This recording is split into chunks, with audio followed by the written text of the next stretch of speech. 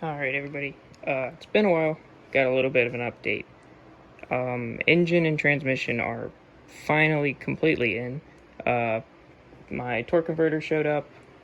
It ended up being a 6-bolt, so I had to change the flex plate that I got from KSR, which was a B&M. I had to change it to a TCI. Both were SFI rated. Transmission's in with the Durali fittings on the side for the cooler. Still have to mount the cooler. I have what is the Stifler drive shaft loop that mounts to the bottom of the mount, and there is clearance up there above the cab, but so it's a built-in drive shaft loop to the mount instead of having to drill more holes in the floor. I still have to find a dust shield for the torque converter and the flex plate to keep crap out, but that is all in. Drive shaft sitting there ready to go into the truck. I just got to find a place to mount my transmission cooler for now so that I can plumb it. I have the Holley drop-in fuel pump into the tank with the fittings on top. I ordered the rest of my fuel line fittings from KSR so I can build the fuel system up here. I have an Earl's pressure regulator. This guy. Inlet, outlet, and a return. I'm going to be running -8 supply from the pump to the rails with a -6 return. Dad and I think we're going to mount it somewhere over here because he's going to go through, clean up, and eliminate some of the brake lines, add the line lock. It's a TBM line lock. He's going to add that. What's interesting with these trucks is, of these 5 fittings, there's 3 that are completely different thread pitches. So, probably have to change those out to make them all the same, just for simplicity's sake. He's going to work on the wiring, get what I don't need out, keep it simple up here. For up here, the V-band on these headers gets in the way. I don't know if you'll be able to see this, but it touches the transmission ear, and I know a lot of guys will just cut off the ear, but I don't want to do that. In the case if I have an issue with transmission, need to put another one in, I'd rather not have to modify them. So I have another set of headers on the way that should be in this weekend. Toss those on, see if they clear any better, because they're supposed to be 4 inches out, which is like this. But right at the last primary, it just drops straight down instead of an angle. So I feel like that's going to help clear on that side. I have my shift cable kind of in there. I have to modify the bracket for it. You guys aren't going to be able to see that. Let me get underneath the truck.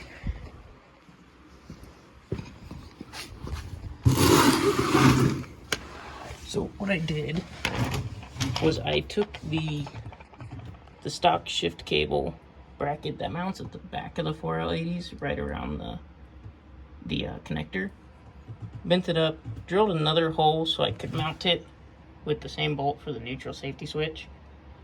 I'm going to end up getting more metal and remaking this because I need this ear to bend over to this hole or one of the trans pans. Just because I'd rather have 2 in here. I mean, it's pretty solid, but just to be safe. But still factory Dakota shift cable to that linkage. Oh, while we're down here, I'll show you what I mean, how this is hitting. If this will... where is it? There it is. Yeah, so the V-band is touching, and I don't like that. Alrighty. So that's it on engine, well, on transmission side. I had different coils that I bought from a junkyard that do not work with this motion bracket. They're actually, instead of bolts being up and down, they're on the sides, and it would turn the coil really far this way, and then your plug wires wouldn't look right. So I borrowed these from my dad, and ended up getting new ones eventually and just swapping these back out. I have the steam vent kit in here for motion, the Cletus one. Let's see. I don't think you can see the Cletus, I think the motion is up top. Yeah, but same Cletus valley cover, Cletus valve covers. Let's see. I ended up chopping up the money, getting the 102 throttle body with the motion cable, working on adapting this here to keep that in line where it needs to be. Let's see. I'm gonna run the catch can from the valve covers, possibly off of this bracket, tuck it under here, because I don't plan on using AC. Only because it'd be nearly impossible to fit it with this belt setup that I have. Eventually, if I change it, if I turbo this truck, then it'll go there. I got my transmission dipstick in. It's a low car dipstick. I was just gonna use the stock 4L80E, but it does not clear the firewall, not without having to bend the tube, and I don't want to change the reading on it. Let's see. I have a 98 F-body alternator. I took this off of my other car. We had to trim this vent that sits on the back off, and we have the top half of it. We're gonna just epoxy it back in here, and you have to change from a stud to this bolt. Because of the valve cover, it will end up tapping these taller valve covers. So I'm also on the fence. I might just buy a different alternator instead of running a used one, especially since almost everything else on this is new. All right. I have my 60-pound injectors in. The fuel rail, I changed my mind. I was gonna run it as supply through back here and then loop around to the front and deadhead over there. The problem with that was the crossover that I got with this cheap sheet metal intake was a -6, and I'm sure that would work, but having a -8 supply, I didn't want to risk limiting the fuel supply that this rail can get and overpowering this one. I wanted them pretty even. So this is a fast low rise intake for the plastic intakes that's -8. So in order to fit that one, I had to put it at the back because it won't clear the throttle body up otherwise. So the plan is have feed line up through here, probably behind the master, the regulator, and then somehow get a nice path all the way over to the feed. It should tuck in nicely behind my power steering reservoir. So the pulley will be here, and there's plenty of space for it right there. So that's the plan. I have a tensioner on the way to go here, then I can throw the belt on. Once the belt is on, I'm probably going to toss the core support back in so I can start measuring for a radiator. And then speaking of radiator, I have a spare set of GTO, 2004 GTO electric fans that I'm gonna try to retrofit. I might get a stock GTO radiator to put with the fans. Just keeping it simple for a drag and drive. If I need a new radiator, just go get one for a GTO. Not that that's the best vehicle to pick for that, but it's what we have. Coolant lines, I was going to be nitpicky and try to order a radiator with inlets and outlets on the same side just to limit the hoses, but it's much easier to find inlet on one side, outlet on the other, so it's probably what I'm going to do, end up using the regular S-shape hose up at the top. That's okay. One of the bigger issues we've come across is these heater core lines. I want to keep my heater core. We did Sick Week in 2022, right up there, in this truck, and it didn't have heat, and that was miserable.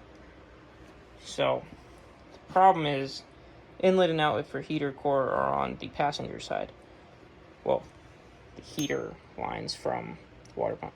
The heater core is on the driver's side. So, the plan is we use this bracket that comes on the stock LS valve covers for the trucks. Run the two up to the bracket, nice slight gradual bend up to the back of the firewall over with a 90 is the plan. ICT billet sells like a 60-inch hose kit for both sides. I'm thinking I'm going to end up going with that. But yeah, other than that, I got a lot of progress done. I just hadn't updated any videos, so I'm sorry about that. It's getting really close, and it's exciting, but it's also very nerve-wracking.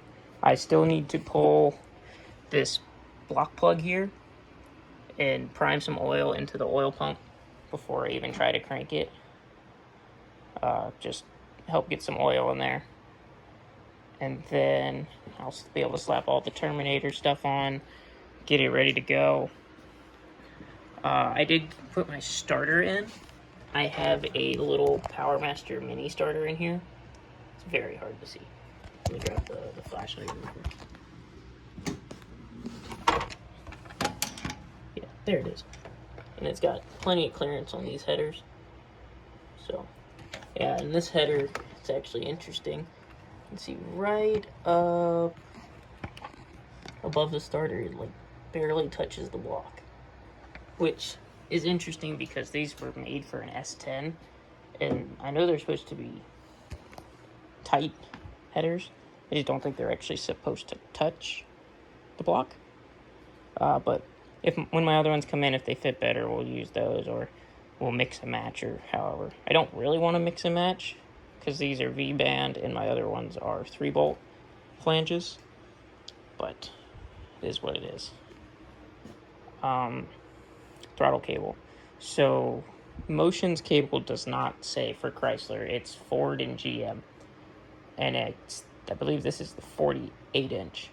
A factory Dakota cable was like 49.5 inches, I believe. And it has a plastic clip-on fitting instead of a little barbell fitting like this. So I went with the Motion cable because I knew it would work with their throttle body. In order to route the cable, brought it up here, and there's little P-clamps, metal P-clamps on these factory brackets, these 3, to help hold it into place nice and snug. It drops down, loops nicely without any kinks into the firewall. There's a washer behind it that I put in because the hole of the actual cable was a little, well, the hole in the firewall is bigger than the cable. So I got that in there, and surprisingly enough, I still have to trim the excess stainless steel. But up on the pedal, I think you guys can see that it actually fits in the hole and you just tighten it down. So it's not hooked up to the throttle wire now, but yeah, that's in there, and you got the 2 set screws to adjust it. Once we get that finalized, I'll trim the excess off of that so it's not rubbing on anything. But yeah, we're making progress. I haven't really done much more with the interior yet.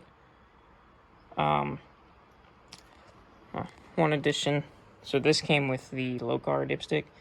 Actually, you pulled the dipstick out and you put this in, and then you put your funnel on the end to help fill it, which I thought was actually cool. But that I'm gonna have to keep with the truck so I don't lose it.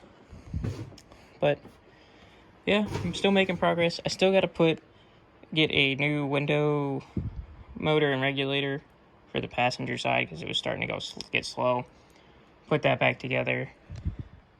Yeah, finish up the interior, put the Firebird seat back in eventually. But yeah, I mean, we're getting there.